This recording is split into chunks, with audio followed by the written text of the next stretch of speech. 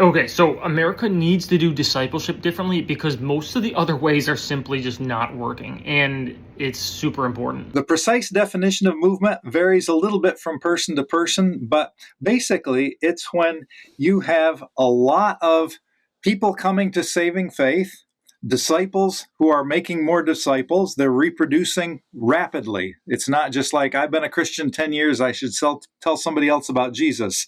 It's like, people coming to faith and sharing with their families, those families coming to faith, sharing with others.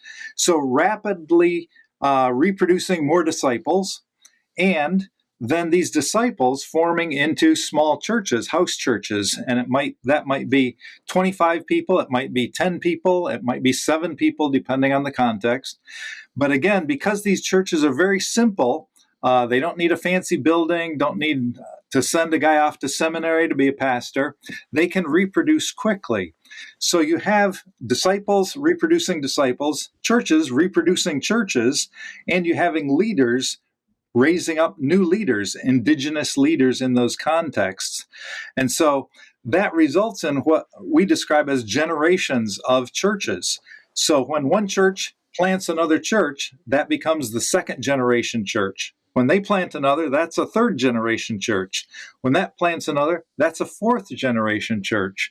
And so when you have this happening generation after generation, when it's 4 generations or more of churches, that means it's not dependent on one guy. In the past, there have been big movements happening because somebody was an amazing preacher. Somebody had lots of charisma. These movements are not dependent on somebody with lots of charisma. When it's reproducing to the 4th and 5th and 7th and 8th and 20th generation, a lot of those people don't even know the guy who started it. It's because of the DNA or the characteristics that are being reproduced of sharing the gospel, studying the Bible, obeying the Bible, reaching groups, radically loving Jesus. All those things, those are being reproduced. And so that's why it can continue to many generations. When one church plants a few churches, those then become streams growing. So you end up with like a whole tree, a family tree of Yeah. churches that have planted churches. That's a movement. If you love Jesus, you want your life to count, you want to start making disciples, give us a like and click subscribe for more.